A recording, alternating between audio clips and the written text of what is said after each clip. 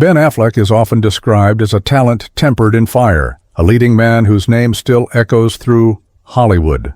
From the raw lived emotion of Good Will Hunting to the steadied courage of Argo, he didn't only play heroes. For many, he became a reminder that you can fall apart and learn to stand again. But the calm you see today was not born on a red carpet. It began in a small house with thin walls and long silences, and it cost him far more than fame ever paid back. Ben was born August 15, 1972, in Berkeley, California. His mother, Chris, was a teacher. His father, Timothy, once chased poetry and theater before drifting through jobs, mechanic, janitor, electrician, while alcohol steadily took more than it gave. When Ben was 3, the family left California for Cambridge, Massachusetts. Warm hope met New England gray. At the table, love, worry, and not nearly enough sleep.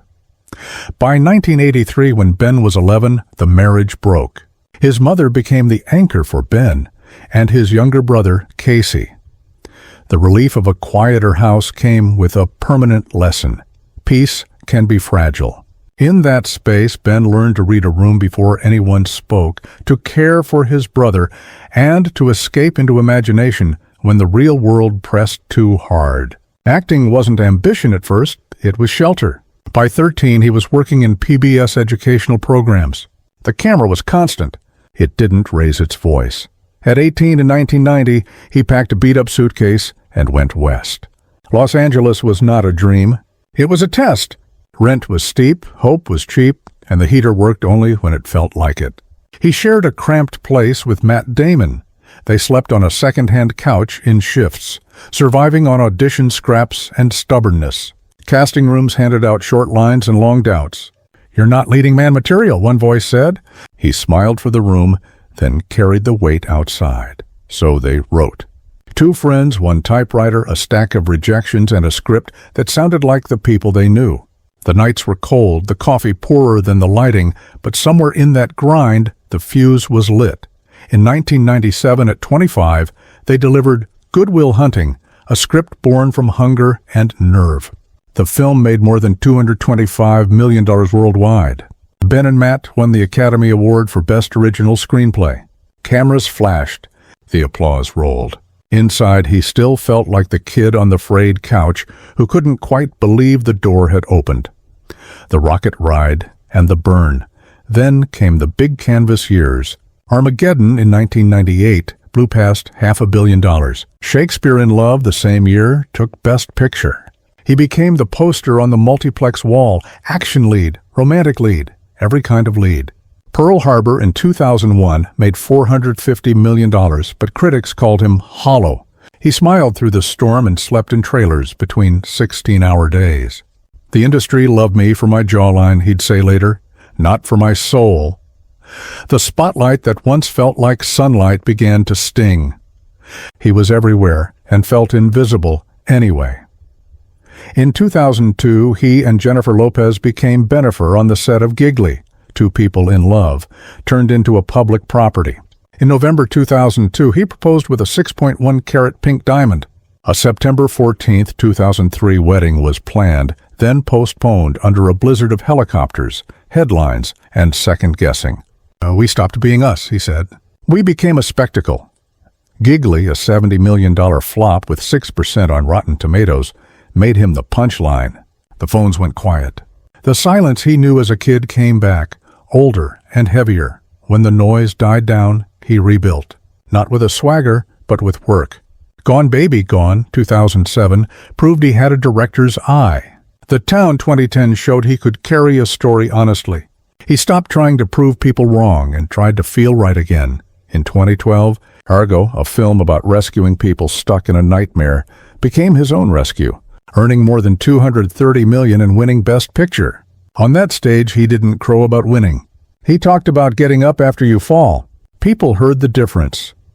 Before fame, there was Cheyenne Rothman, the high school girlfriend who believed before anyone else did. From 1990 to 1997, she stood beside him while he chased a dream. When the world arrived, the distance did too. She slipped into the past with grace, no scandal, proof that some goodbyes are simply time doing its job. He dated Gwyneth Paltrow from 1997 to 2000, two young stars in the eye of a storm. And we were both so young, she'd say later. No villains, just timing and pressure. Then came Jennifer Garner. They married in June 2005 quietly on a Caribbean beach. 3 children followed: Violet, 2005, Serafina, 2009, Samuel, 2012. He built swings in the yard and pancakes on Sundays. From the outside, perfect. Inside, the slow return of an old shadow. Addiction does not knock. It remembers where you live. What he'd witnessed as a boy, doors creaking late, the smell of whiskey, the ache on faces, crept into his own home. He went to rehab more than once. Jennifer drove him once, not as a wife trying to save a marriage, but as a friend trying to save a life. I drank to numb the pain, he admitted, but the pain got louder. They chose peace for the children and finalized their divorce in 2018. No scorched earth, just careful co-parenting and kindness. He calls the end of the marriage the greatest regret of his life. She's called him the love of my life, while knowing love alone can't cure a disease. He dated Lindsay Shukus in 2017, a steady, grounded presence, then briefly again in 2019. In 2020, he and Ana de Armas found warmth during the strange hush of lockdown while filming Deepwater. It was real, it was gentle, and it belonged to a season that passed. In 2021, he and Jennifer Lopez found each other again, older, softer, more aware of what love costs. They married in July 2022 in Las Vegas, then held a second ceremony a month later at his Georgia estate. For a time, it felt like a story granted back.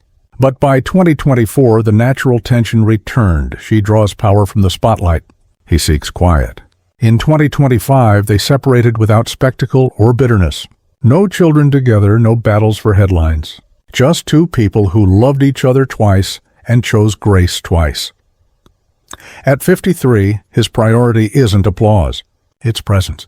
He shares school mornings and birthdays with Jennifer Garner, keeps the focus on Violet, Serafina, and Samuel, and says fatherhood is his best role. Money was once a scoreboard. Today it's just logistics. Estimates put his worth above $160 million, built from acting, directing, producing, writing, and smart bets. He and Jennifer Lopez once owned a $60.8 million Beverly Hills estate, 12 bedrooms, 24 bathrooms, theaters, and pools, and parted from it quietly when the chapter closed. Now he prefers a modern Pacific Palisades home, around $20.5 million, oak floors, books and guitars in the study, sun through big windows, mornings that start with an espresso machine instead of a publicist. His garage mirrors the shift, a classic Chevy Chevelle SS, a Lamborghini Urus gifted in brighter days, and a quiet Mercedes EQS he's said to favor. He charters planes when needed, rents a yacht for short family trips, and skips ownership just to keep life simpler. The most ambitious bet of his later career isn't a mansion, it's a model. In 2022, he co-founded Artists Equity with Matt Damon, a company that pushes for creative ownership and profit sharing for the people who actually make the work, writers, editors, crew. It's his rebellion against a system that chewed him up once and his way of leaving the ladder down.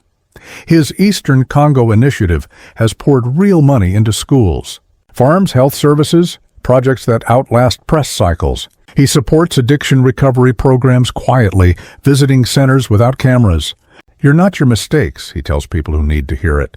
They believe him because he speaks like someone who's been to the bottom and did the long climb. Ben Affleck's story is not a straight line from struggle to triumph. It's a spiral, trial, repair, relapse, return, told in children's laughter, in careful apologies, in the stubborn decision to keep showing up. He has been the golden boy, the punchline, the director with a steady eye, the father trying again. He learned that success without peace is just another kind of failure, and that the loudest victory is sometimes the quiet breakfast where everyone's at the table. If you see yourself anywhere in his story, that's the point. This is not about being perfect. It's about staying through the fog, through the hard mornings, through the work no one claps for. At 53, he's not chasing the sky. He's choosing the ground, one honest day at a time.